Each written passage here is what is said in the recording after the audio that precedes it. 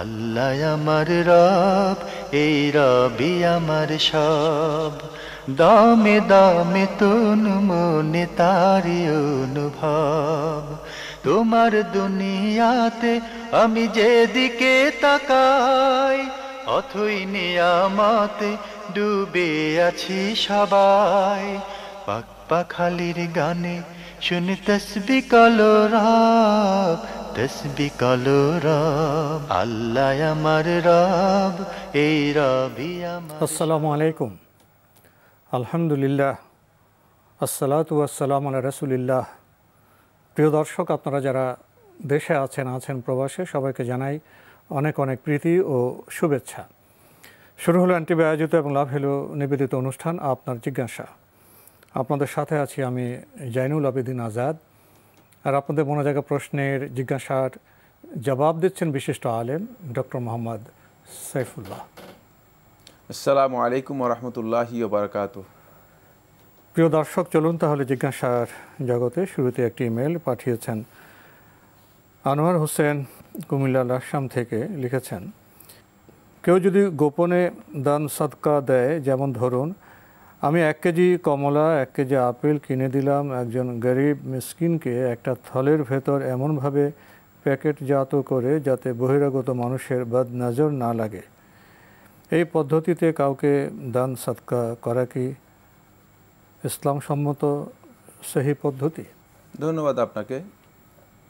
আপনি বলেছেন যে যদি মানুষ না দেখে এভাবে কেউ যদি দান সৎকার করে থাকেন, তাহলে এটা কি ইসলামসম্মত পদ্ধতি? হ্যাঁ, ইসলাম তো সেটাকে উৎসাহিত করে, যেটা মানুষের কাছে প্রচার করা হয় না, যেখানে রিয়া নেই, যেখানে প্রদর্শন ইচ্ছা নেই। ইনতুবদু, যদি তোমরা মানে সদকা প্রকাশ্য করো অথবা আউতুখফুহু, অথবা তোমরা সেটা গোপনে করো, যেটাই করো না কেন দুটাই আল্লাহ তাআলার কাছে অত্যন্ত পছন্দনীয়।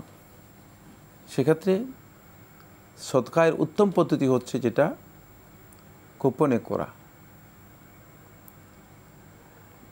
গোপনে করা এই জন্য, যেহেতু সদকা এর মধ্যে রিয়ার একটি অংশ রয়ে গিয়েছে। মানুষ লোকটাকে দানবীর বলুক, লোকটা দানশীল, দান করেন, খরচ করেন ইত্যাদি ইত্যাদি, ফলে এই ধরনের রিয়ার একটা অংশ সদকার মধ্যে রয়ে গিয়েছে। কিন্তু যখনই কোনো ব্যক্তি একান্তে দেবে, সেটাকে গোপন করবে, তখন তার মধ্যে এই রিয়ার ভাবটুকু সম্পূর্ণরূপে তার কাছ থেকে বিদূরিত হয়ে যাবে, দূর হয়ে যাবে, সরে যাবে। তখন তার দানটা একমাত্র আল্লাহর জন্য হবে। ফলে রাসূলুল্লাহ সাল্লাল্লাহু আলাইহি ওয়াসাল্লাম 7 ব্যক্তির ব্যাপারে সহিহ হাদিসের মধ্যে বলেছেন, সহিহ বুখারী হাদিস, যে কিয়ামতের দিন আল্লাহ সুবহানাহু ওয়া তাআলা 7 দল লোককে আল্লাহ রাব্বুল আলামিন আল্লাহ সুবহানাহু ওয়া তাআলা আরশের নিচে ছায়া দিবেন। যেদিন আল্লাহ রাব্বুল আলামিন আরশের ছায়া ছাড়া আর কোনো ছায়া থাকবে না। তোর মধ্যে একজন ব্যক্তি রাজুলুন, এমন ব্যক্তি তার ডান হাত কি খরচ করে বাম হাত তা জানে না। মানে এইভাবে সে আল্লাহ রাস্তায় ইউনফিকু ফি সাবিলিল্লাহ, যে আল্লাহ রাস্তায় এমনভাবে সে খরচ করে, লা তা'লামু ইয়ামিনুহু মা তুনফিকু শিমালুহু, এই হাদিসের লফজের মধ্যে এভাবে এসেছে। কিন্তু এখানে উদ্দেশ্য হচ্ছে মূলত ডান হাত যেটা খরচ করে বাম হাত জানে না, অর্থাৎ এত বেশি খরচের ক্ষেত্রে এত বেশি গোপনীয়তা, অত বেশি মানে অন্যের দৃষ্টি থেকে নিজেকে আড়ালে রাখে। সুতরাং কোনো ব্যক্তি যদি দান করে, তখন তিনি এইভাবেই দান করবে। রাসূলুল্লাহ সাল্লাল্লাহু আলাইহি ওয়াসাল্লাম দারাজাতের কথা যখন উল্লেখ করেছেন, দারাজাত হচ্ছে গ্রেড, জান্নাতের মধ্যে যাদেরকে গ্রেড দেওয়া হবে, বিশেষ বিশেষ গ্রেড, সেখানে রাসূলুল্লাহ সাল্লাল্লাহু আলাইহি ওয়াসাল্লাম বলেছেন যে আল ইনফাকু ফিস সিররি ওয়াল আলান, প্রকাশ্যে অপ্রকাশ্যে খরচ করা। সুতরাং মানে গোপনেও খরচ করার একটা সাইড রয়েছে, আবার প্রকাশ্যে খরচ করার একটা সাইড রয়েছে। তবে গোপনেও খরচ করার বিষয়টি বেশি অগ্রাধিকার প্রাপ্ত। প্রকাশ্যে কখন করবে? যখন তার মধ্যে লোক দেখানোর ইচ্ছা কাজ করবে না, এই ইন্টেনশন তার মধ্যে আসবে না, বরং সেখানে একটা উদ্দেশ্য হবে যে এই দানকে উপলক্ষ করে বা এই দান কেন্দ্রিক লোকেরা যখন দেখবে তখন আরও দান করতে পারবে, তারা উৎসাহিত হবে তখন তাহলে এই দানটা প্রকাশ্যে করাটা উত্তম। এই মর্মে সহিহ মুসলিমে একটি হাদিস রয়েছে, রাসূলুল্লাহ সাল্লাল্লাহু আলাইহি ওয়াসাল্লাম বলেছেন যে মান সান্না ফিল ইসলামি সুন্নাতান হাসানাতান ফালাহু আজরুহা ওয়া আজরু মান আমিলা বিহা ওয়ালা ইউনকাসু মিন আজরিহি শাই। যে ব্যক্তি ইসলামের মধ্যে সুন্দর একটি ভালো একটি কাজকে প্রবর্তন করে দিল, দেখিয়ে দিল, তাহলে সে ব্যক্তি ওই কাজের সওয়াব তো পাবেই, তার দেখে ওই কাজটা যারা করবে তারাও এর সওয়াব পেয়ে যাবে। প্রথম ব্যক্তির আজর থেকে, প্রতিদান থেকে, সওয়াব বা পুরস্কার থেকে আল্লাহ সুবহানাহু ওয়া তাআলা কমাবেন না, আল্লাহ রাব্বুল আলামিন কমাবেন না। এখান থেকে বোঝা যাচ্ছে যে যদি মানুষ কারো দানের মাধ্যমে উদ্বুদ্ধ অনুপ্রাণিত হয়ে আরও দান করে, এই হাদিসটি দানের ক্ষেত্রেই এসেছে, এই দানের ক্ষেত্রে এসেছে, সকল ক্ষেত্রে প্রযোজ্য, কমন প্রযোজ্য। সুতরাং বা কোনো একটা কাজের কারণে মানুষ যদি উদ্বুদ্ধ অনুপ্রাণিত হয়, তাহলে ওই কাজ যিনি প্রকাশ্যে করেছেন লোকদেরকে দেখানোর জন্য, শুধু যদি রিয়া অথবা লোক দেখানোর ইচ্ছা না থাকে, তাহলে সেটা সেক্ষেত্রে উত্তম, শুধুমাত্র ওই জায়গাতে উত্তম। আর বাকি অন্যান্য ক্ষেত্রে দান আপনি গোপনে করবেন, এটা আপনার জন্য উত্তম। আপনি যে দানের কথা উল্লেখ করেছেন এটি সঙ্গত এবং ইসলাম এটাকে সাপোর্ট করে। খুবই গুরুত্বপূর্ণ বিষয়ে আমরা অবগত হলাম। প্রিয় দর্শক, আরও লিখেছেন, আমাদের নবী করিম সাল্লাল্লাহু আলাইহি ওয়াসাল্লামের সময়কালে কোনো প্রকার প্রাকৃতিক দুর্যোগ যেমন বালির ঝড়, তুফান, তীব্র তাপদাহ অথবা শীত এরকম কোনো কিছু হয়েছিল কি?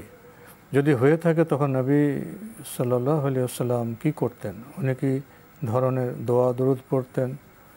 কোরআন হাদিসের অনুযায়ী এর যদি কোনো তথ্য কিংবা ব্যাখ্যা থাকে বলবেন। হ্যাঁ, রাসূলুল্লাহ সাল্লাল্লাহু আলাইহি ওয়াসাল্লামের সময় প্রচণ্ড ঠান্ডা, কোন ঠান্ডা হয়েছে, প্রচণ্ড ঝড় বাতাস হয়েছে, এগুলো হাদিসের মধ্যে রয়েছে। রাসূলুল্লাহ সাল্লাল্লাহু আলাইহি ওয়াসাল্লাম ইহা আলাইনা আলাইনা রাসূলুল্লাহ সাল্লাল্লাহু আলাইহি ওয়াসাল্লাম আল্লাহুম্মা সাইয়্যিবান নাফিআ, অনেক দোয়াও রয়েছে, সেগুলো শিখে নেওয়ার জন্য চেষ্টা করবেন। অবশ্যই মানে আল্লাহ নবী সাল্লাল্লাহু আলাইহি ওয়াসাল্লাম যখনই কোনো একটা সংকট বিপদ আসতো, তখন রাসূলুল্লাহ সাল্লাল্লাহু আলাইহি ওয়াসাল্লাম কখনও বিপদ মনে করলে সেখান থেকে ইস্তেআজা করতেন, আল্লাহ রাব্বুল আলামিনের কাছে আশ্রয় চাইতেন। আর যদি মনে করতেন যে এটি আল্লাহর পক্ষ থেকে কল্যাণ ও কল্যাণের সমাহারের মধ্যে আছে, তখন রাসূলুল্লাহ সাল্লাল্লাহু আলাইহি ওয়াসাল্লাম বলতেন আল্লাহুম্মা ইন্নী আসআলুকা খাইরাহা, কল্যাণটা চাই, আমি এর কল্যাণটা চাই, এবং ওয়া আউযু বিকা মিন শাররিহা, এর অকল্যাণ থেকে আপনার কাছে আমি আশ্রয় চাই। রাসূলুল্লাহ সাল্লাল্লাহু আলাইহি ওয়াসাল্লাম এভাবে রাসূলুল্লাহ সাল্লাল্লাহু আলাইহি ওয়াসাল্লাম দোয়া করতেন। সুতরাং এগুলো আমাদেরকে অবশ্যই জানতে হবে। এবং রাসূল সাল্লাল্লাহু আলাইহি ওয়াসাল্লামের সময় প্রাকৃতিক এ ধরনের পরিবেশ হয়েছিল, তবে দাহ, বড় ধরনের অগ্নিকাণ্ড, আল্লাহ নবী সাল্লাল্লাহু আলাইহি ওয়াসাল্লাম যেগুলো মানে বিভিন্ন জাতিকে ধ্বংস করে দিচ্ছে আযাবের মতো, এই ধরনের ঘটনা রাসূলুল্লাহ সাল্লাল্লাহু আলাইহি ওয়াসাল্লামের সময় ঘটেছে বলে প্রমাণিত হয়নি। কিন্তু মানে প্রবল বাতাস হয়েছে, বাতাসের ব্যাপারে রাসূল সাল্লাল্লাহু আলাইহি ওয়াসাল্লাম কী বলবেন সেটা বলেছেন। কিছু দুর্যোগ এটাকে কি বলা হয়, তাকে যে এই বিদ্যুৎ মানে যে বিদ্যুতের যে আওয়াজ, বজ্রধ্বনি হয়েছে। রাসূলুল্লাহ সাল্লাল্লাহু আলাইহি ওয়াসাল্লাম বজ্রধ্বনির সময় কী বলবেন, সুবহান আল্লাযী ইউসাব্বিহু রা'দু বিহামদিহি ওয়াল মালাইকাতু মিন খিফাতিহি, রাসূলুল্লাহ শিক্ষা দিয়েছেন। এই বিষয়গুলো হাদিস দ্বারা প্রমাণিত হয়েছে। আরও লিখেছেন, মানুষ যখন সাধারণত দিনে বা রাত্রে ঘুমায় তখন তাদের রূহগুলোর অবস্থান কোথায় থাকে? কোরআন ও হাদিসের আলোকে জানাবেন। রূহের অবস্থান কোথায় থাকে এই মর্মে কোরআন এবং হাদিসের কোথাও কিছু আসেনি, কিন্তু আল্লাহ সুবহানাহু ওয়া তাআলা কোরআনে কারীমে একটি আয়াতের মধ্যে বলেছেন, আল্লাহু ইয়াতাওয়াফাল আনফুসা হিনা মাউতিহা, আল্লাহ সুবহানাহু ওয়া তাআলা রূহগুলোকে পরিগ্রহণ করেন। এই রূহগুলোকে আল্লাহ রাব্বুল আলামিন মানবদেহের সাথে একটা রূহের একটা সম্পর্ক থাকে, আর এগুলোকে বিশেষভাবে আল্লাহ সুবহানাহু ওয়া তাআলা রূহগুলোকে আলাদাভাবে পরিগ্রহণ করেন। এই পরিগ্রহণের পদ্ধতি কেমন আল্লাহ রাব্বুল আলামিন সবচেয়ে ভালো জানেন। এটি পৃথিবীর কোনো জ্ঞান আজকে দিন পর্যন্ত আবিষ্কার করতে পারেনি, আর এর তথ্য সরাসরি কোরআনে কারীমে আল্লাহ সুবহানাহু ওয়া তাআলা উল্লেখ করেননি। জি, আমরা জানলাম বিষয়টি সম্পর্কে। প্রিয় দর্শক, কুমিল্লা থেকে ভাই আনোয়ার হোসেন, আপনি তো বেশ কয়েকটি প্রশ্ন করলেন, আপনার শেষ প্রশ্নে আমরা যাই। লিখেছেন, আমরা শীতকাল সিজন আসলেই দেখতে পাই ওয়াজ মাহফিলের বিশাল আয়োজন হয় সারা দেশে, জেলা উপজেলা বিভাগে। আমার প্রশ্ন, এসব ওয়াজ মাহফিলে অনেক আলেম হুজুর বয়ান দিয়ে থাকেন, কেউ হয়তো ভুল জাল হাদিসের বয়ান দেন। আমরা হয়তো অনেকে না জেনে বুঝে এসবের বিভ্রান্তির মধ্যে পড়ে যাই, কোনটি সঠিক পদ্ধতি, সহি বক্তব্য বুঝতে পারি না। এতে আমরা কিভাবে বুঝবো যে এই মাহফিলে সহি পদ্ধতিতে ইসলাম বিষয়গুলো নিয়ে শুদ্ধ বক্তব্য দিচ্ছেন? এই বিষয়ে যদি ক্লিয়ার করতেন, কিছু বুঝাতেন। কি ক্লিয়ার করবো আমি? কি এখন কে কি ভুল বলছে, কি বলছে, আমি তো কিছু জানি না। আর আপনি এত সহজে এটা পার্থক্য করতে পারবেন কোত্থেকে? এটা বিশাল জ্ঞানের প্রয়োজন, অনেক পড়ালেখার প্রয়োজন, অনেক জানার প্রয়োজন। সুতরাং কোনো আলেম মানে এটা শুদ্ধ বলছেন না ভুল বলছেন এভাবে বলে দিতে পারবেন। আপনি কোনো বক্তব্য যদি উল্লেখ করতেন, আমরা সে বক্তব্যের ভিত্তিতে কথা বলতে পারতাম। এখন আন্দাজে কে কি বলেছেন এগুলোর উপর ভিত্তি করে কথা বলা যাবে না। আর এই কথা বলারও সুযোগ নেই যে একজন আলেম, যে এই আলেম ভুল বলতেছেন, এই আলেম শুদ্ধ বলতেছেন, এটা গড়ে কথা হলো, এটা গড়ে সুনির্দিষ্ট কথা হলো না। এই ধরনের কথার কোনো সুযোগ নেই। কারণ কোনো আলেম আছেন হয়তো তিনি জিনিসটা তিনি মানে বলতে চাইছেন সঠিক, কিন্তু ভুল হয়ে গিয়েছে। ভাষাগত ভুল হয়েছে, ভাষাগত কারণে ভুল হতে পারে, উপস্থাপনার কারণে ভুল হতে পারে। ভুল তো আসলে ভুলই, অনেক দিক থেকে অনেক দিক থেকে ভুলে আগমন করতে পারে। সুতরাং এর উপর ভিত্তি করে কোনো বক্তব্য দেওয়া উচিত নয়, বরং সুনির্দিষ্ট বিষয় প্রশ্ন করবেন যেখানে আপনার নিজের জানা দরকার। এরকম বিষয় প্রশ্ন করলে আপনি উপকৃত হবেন এবং আপনার মাধ্যমে হয়তো আমাদের দর্শক শ্রোতা যারা আছেন তারাও অনেক বেশি উপকৃত হবেন। ভাই আনোয়ার হোসেন, আপনাকে চিঠির জন্য ধন্যবাদ, প্রশ্নের জন্য ধন্যবাদ। তো শেষে একটি কথা বলবো, ধারণাভিত্তিক কথা বা প্রশ্ন না করে উত্তম। আপনি যদি কোনো ওয়াজের সুনির্দিষ্ট কোনো প্রশ্ন আজকে এখানে পাঠাতেন, কথা পাঠাতেন, তার ভিত্তিতে আমরা কথা বলতে পারতাম, আমরাও উপকৃত হতাম, আপনারাও উপকৃত হতেন, দর্শকরা উপকৃত হতেন। এ বিষয়ে সবার দৃষ্টি আকর্ষণ করছি। আমাদের হাতে একটি চিঠি পাঠানো হয়েছে হক বেকারি, দনিয়া, ঢাকা থেকে। লিখেছেন, বিয়ের জন্য যদি মেয়ের বাড়িতে মেয়েকে ছেলে একা তার মাকে নিয়ে দেখতে আসে, তবে কি মেয়ে বোরকা পরে সামনে যাবে, শুধু মুখমণ্ডল বের করে, হাত পা মোজা পরে বোরকার সাথে? তিনি এমনভাবে যাবেন না যেটি ইসলামী শরিয়া এলাউ করে না। সেক্ষেত্রে তিনি চেষ্টা করবেন মানে শালীন সুন্দরভাবে যাওয়ার জন্য। কিন্তু এই পদ্ধতিতে মেয়ে দেখার বিধান ইসলামী শরিয়তে নেই, আমার জানা নেই, এটা সঠিক নয়। সেক্ষেত্রে বর্তমানে খুব সহজ পদ্ধতি হচ্ছে যেটা, সেটা হলো ছবির মাধ্যমেই মেয়ে দেখার বিষয়গুলো কনফার্ম করা। ছবির মাধ্যমেই তিনি দেখতে পারেন, ছবি এখন অ্যাভেলেবেল পাওয়া যায়, সেক্ষেত্রে ছবি নিয়ে আপনি দেখতে পারেন। যখন আপনার পছন্দ হয়ে যাবে তখন আপনি বিয়ের ব্যাপারে কথা বলতে পারেন। কিন্তু মানে ছেলের মা যাবে, তারপরে ছেলে যাবে, তারপরে আবার ছেলের কাছে মেয়েকে নিয়ে আসা হবে, এই বিষয়গুলো আসলে ইসলাম এর দৃষ্টিতে সঠিক নয়। ইসলামী দৃষ্টিভঙ্গিতে মেয়ে দেখার বিষয়টি এরকম নয়। মেয়ে দেখার বিষয়টি হচ্ছে যে বিয়ে করার আগ্রহ সৃষ্টি হওয়ার জন্য, বিয়ের মানে প্রতি তার মানে একটু টান তৈরি হওয়ার জন্য, মানে তাহলে যদি সে কোথাও দেখার সুযোগ পেয়ে যায় তাহলে দেখার জন্য চেষ্টা করবে। সেটা হচ্ছে আনুষ্ঠানিক বিষয় না, এটা মানে এমনিই হয়তো কোথাও মানে ব্যক্তিগতভাবে কোনো একভাবে দেখেছেন এটা। কিন্তু এখন দেখা যায় আনুষ্ঠানিকভাবে না, এখন দেখা যায় যে মেয়ে দেখা একটা ভিন্ন অনুষ্ঠান, একটা পর্ব, একটা অনুষ্ঠান, ঘটা করে অনেক লোক প্রশ্ন করেন, জ্ঞানের পরীক্ষা নেন, হাঁটো, মানে যেমন একটা এই মাসআলা একেবারেই মানে মেয়ে দেখার অনুষ্ঠান, মেয়ে দেখার পর্ব, এগুলো ইসলামী বিয়ের সাথে সামঞ্জস্যপূর্ণ নয়, একেবারেই স্পষ্ট কথা বলে দিলাম। জি, লিখেছেন, যে জানতো না ইচ্ছাকৃত বড় শিরক করলে বরবাদ হওয়া আমল ফেরত পাওয়া যায় না, তওবা করলেও সে যদি ইচ্ছাকৃত বড় শিরক করে ফেলে তবে কি বরবাদ হওয়া আমল ফেরত পাবে না?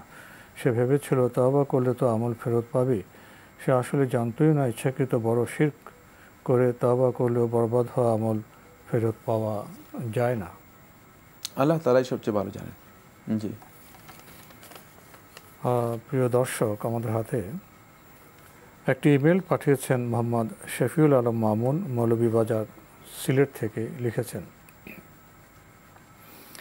আমি একটি মেয়েকে ভালোবাসি।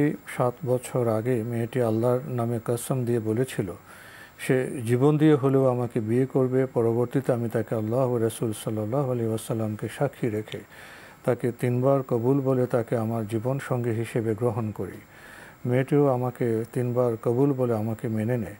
কিছুদিন পর সে বিদেশ চলে যায়। যাওয়ার পর কিছুদিন আমার সাথে যোগাযোগ রাখলেও পরবর্তীতে প্রায় 6 বছর আমার সাথে যোগাযোগ রাখেনি। এখন তার সাথে আমার যোগাযোগ আছে, কিন্তু সে তার করা ওয়াদা এখন রাখতে চায় না বা আমাকে গ্রহণ করতেও চায় না। আমি তাকে কোরআনের অনেক আয়াত দেখিয়েছি ওয়াদা রাখার ব্যাপারে এবং হাদিসও দেখিয়েছি ওয়াদা রাখার প্রয়োজনীয়তা নিয়ে। কোরআন ও হাদিসের আলোকে এখন আমার কী করা উচিত এবং মেয়েটিরও কী করা উচিত তা জানালে কৃতজ্ঞ থাকব। ওনার প্রশ্নের জবাব তো আপনি দেবেন, কিন্তু ওনার প্রশ্নের প্রেক্ষিতে আমার মধ্যে একটি প্রশ্ন জেগেছে। উনি মেয়েকে ভালোবাসলেন এবং দুজন আল্লাহ রসুলকে সাক্ষী রেখে কবুল করলেন, একজন বিদেশ চলে গেলেন, এখন ওয়াদা রাখছেন না, এই ব্যাপারে ইসলামের ওয়াদার উনি কথা শোনাচ্ছেন। আমার প্রশ্ন হলো, উনি এতগুলি কথা বললেন, তার কারণটা কি? বিয়ের আগে অবৈধ ভালোবাসা। তো যিনি শুরুটাই সংকটের মূলটা যেটা অবৈধ হারাম জিনিস, ইসলামকে দোহাই এর সাথে আবার ইসলামের বিষয় কেউ যুক্ত, এই জিনিসটা কেমন হলো? না, তার এই কাজটি পরিপূর্ণ হারাম। তিনি অবৈধ কাজের জন্য মানে হারাম পদ্ধতির জন্য ইসলামকে ব্যবহার করছেন। সুতরাং তার এই কাজটি সম্পূর্ণ হারাম এবং ইসলামের বিধানই হচ্ছে, আল্লাহ তাআলা সুন্নাহই হচ্ছে এটি, যেমন তাআজ্জালা বিশাইইন ক্বাবলা আওয়ানিহি উকিবা বিহিরমানিহি। যে ব্যক্তি কোনো কিছু পাওয়ার জন্য সময়ের আগে তাড়াহুড়া করে চেষ্টা করে, উকিবা বিহিরমানিহি, আল্লাহ তাআলা তাকে সেখান থেকে বঞ্চিত করেন। এটা হলো সুন্নাত, আল্লাহর সুন্নাহ, সুন্নাতুল্লাহ এবং ইসলামের বিধান। সুতরাং আপনি অবৈধ কাজ করেছেন, এই জন্য অবৈধ জিনিসকে এস্টাবলিশ করার জন্য আপনি এখন সুন্নার কথা বলতেছেন। এখানে সুন্নার কিছুই নেই, আপনার পুরো কাজটি হারাম। আপনি যা করেছেন সবটাই হারাম কাজ করেছেন। এখন হারামের জন্য আপনি তওবা করুন। প্রথম কাজ হচ্ছে তওবা করুন। এখন কি করা উচিত? এবং তওবা করবেন। তওবা করে আপনি এই মেয়েকে আর বিয়ে করবেনই না। এই সিদ্ধান্ত নিন যে এই মেয়েকে আর বিয়ে করবেন না, কারণ এর মধ্যে আপনার কল্যাণ আছে বলে মনে হয় না। এই জন্য আল্লাহ সুবহানাহু ওয়া তাআলা হয়তো আপনার থেকে এটাকে সরাই নিয়ে গেছেন। সুতরাং আপনি তওবা করে এখান থেকে ফিরে আসুন। এটি আপনার জন্য একটি জাহিলি পথ। জি, আমরা জানলাম বিষয়টি সম্পর্কে। প্রিয় দর্শক, আমাদের হাতে আরও একটি ইমেল পাঠিয়েছেন সৈয়দা ফারহানা সুলতানা। আপনি ইংরেজি হরফে বাংলা ইমেলটি পাঠিয়েছেন, আমি পড়ার চেষ্টা করছি। আপনি লিখেছেন, সুদী ব্যাংক থেকে মেধাবৃত্তি দেওয়া হলে সেই মেধাবৃত্তি কি হালাল হবে নাকি হারাম হবে? উল্লেখ্য, মেধাবৃত্তির রেজিস্ট্রেশনের জন্য কোনো বাড়তি ফি দেওয়া লাগবে না, শুধুমাত্র অনেক বেশি নাম্বার পেলেই মেধাবৃত্তি দেবে ওই ব্যাংকটি স্টুডেন্টদের। আপনি গ্রহণ করতে পারবেন, কিন্তু উত্তম হচ্ছে গ্রহণ না করা, যেহেতু এটি সুদের সাথে সম্পৃক্ত। এই জন্য সুদী ব্যাংকের যে কোনো ধরনের মেধাবৃত্তি গ্রহণ না করাই হচ্ছে স্টুডেন্টের জন্য উত্তম। কিন্তু ইসলামী শরীয়তে মানে কোনো একজন ব্যক্তি অথবা কোনো প্রতিষ্ঠান, যাকে আমরা লিগেল পার্সন হিসেবে ধরি, অর্থাৎ মানে আইনানুগভাবে একটা প্রতিষ্ঠান একটা ব্যক্তি সত্তা, সুতরাং যেহেতু প্রতিষ্ঠান তার অর্থ থেকে সে কোনো কাজে খরচ করলে এই টাকা যে কাজে খরচ করবেন সে যাকে দেবেন তার জন্য হালাল, তার জন্য এই টাকা গ্রহণ করা হালাল। কারণ আপনি তো আর সুদের ভিত্তিতে নিচ্ছেন না, আপনি মেধার ভিত্তিতে, আপনি তো না মেধার ভিত্তিতেও নিচ্ছেন না, মেধার ভিত্তিতে নিচ্ছেন না, তিনি আসলে দান নিচ্ছেন, মানে এখান থেকে সহযোগিতা নিচ্ছেন। তাকে সহযোগিতা করা হচ্ছে প্রতিষ্ঠানের পক্ষ থেকে, মানে সেটা হয়তো তাকে দেবেন না, তো যাচাই করা হচ্ছে আর কি, সেটা হলো যাচাইয়ের একটা মানদণ্ড, কিন্তু ভিত্তিটা মানে তাকে দেওয়া হচ্ছে দান হিসেবে, মানে এটা হচ্ছে অনুদান গ্রহণ করছেন বা দান গ্রহণ করছেন। তো আপনি যে দানটুকু গ্রহণ করেছেন সেটা আপনার জন্য গ্রহণ করা জায়েজ, আপনার জন্য এই ধরনের দান গ্রহণ করা না জায়েজ নয়। কিন্তু যখন আপনি দেখবেন যে দানটা আপনি কার কাছ থেকে নিচ্ছেন, কোথায় কোন প্রতিষ্ঠান থেকে নিচ্ছেন, তখন একটা প্রশ্ন আসবে, সেটা হলো এর সাথে একটা সুদের সম্পৃক্ততা আছে। তাহলে কি আপনি এই সুদের মানে প্রমোশন করছেন? মানে এই জন্য আপনার জন্য উত্তম হচ্ছে সেগুলোকে বর্জন করা, আপনি গ্রহণ না করা। কিন্তু অনেক আছে, তিনি আর্থিকভাবে বড় সংকটের মধ্যে আছে, তারা চলতে পারছেন না, একাডেমিক ক্যারিয়ার নষ্ট হয়ে যাচ্ছে, পরীক্ষা দিতে পারছেন না, পরীক্ষার ফিস দিতে পারতেছেন না, এরকম প্রচুর লোক আছে। অথবা হতে পারে যে তিনি অসুস্থ, চিকিৎসা নিতে পারছেন না, এই অবস্থায় তিনি যদি এই ধরনের স্কলারশিপ অথবা এই ধরনের কোনো ডোনেশন গ্রহণ করেন, তাহলে তার জন্য হারাম বা নিষিদ্ধ নয়, তিনি গ্রহণ করতে পারবেন। তো আজকে আমাদের এখানে শেষ করতে হচ্ছে। আপনাকে অনেক ধন্যবাদ। আপনাকে অনেক ধন্যবাদ। প্রিয় দর্শক, আমরা দেখছিলাম এনটিভি আয়োজিত এবং লাভ হ্যালো নিবেদিত অনুষ্ঠান আপনার জিজ্ঞাসা। আমাদের এই অনুষ্ঠান আপনারা এনটিভি অনলাইনেও দেখতে পারবেন, ভিজিট করুন www.ntvbd.com।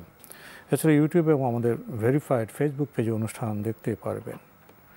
শেষের প্রশ্নটি আমাদের সমাজ বাস্তবতায় খুবই গুরুত্বপূর্ণ। মেধাবৃত্তি, মেধার ভিত্তিতে বৃত্তি দেওয়া হবে, তো এটি তো ভালো বিষয়। দেখে জড়িয়ে গেছে সুদী ব্যাংক। এখানে না নেওয়াই উত্তম। যদি কেউ অভাবী হন, তার সংকট থাকে অর্থনৈতিক, তাহলে তিনি নিলেও নিতে পারেন। এখানে অনেকগুলো বিষয় জড়িয়ে আছে। আশা করি আমরা জবাবের আলোকে উপলব্ধি করতে পেরেছি। চিঠি লিখুন, প্রশ্ন পাঠান আমাদের ঠিকানায়। পরিচালক আপনার জিজ্ঞাসা, এনটিভি, বিএসসিসি ভবন, ৭ম তলা, ১০২ কাজী নজরুল ইসলাম অ্যাভিনিউ, কারওয়ান বাজার, ঢাকা ১২১৫। ইমেল অ্যাড্রেস আপনার জিজ্ঞাসা @ntvbd.com। প্রিয় দর্শক, মহান আল্লাহ আমাদের সবাইকে নিরাপদে রাখুন, রাখুন শান্তিতে। আসসালামু আলাইকুম। আল্লাহ আমার রব, এই রবি আমার সব, দামে দামে তুন মনে তারি অনুভব। আল্লাহ আমার রব, এই রবি আমার সব।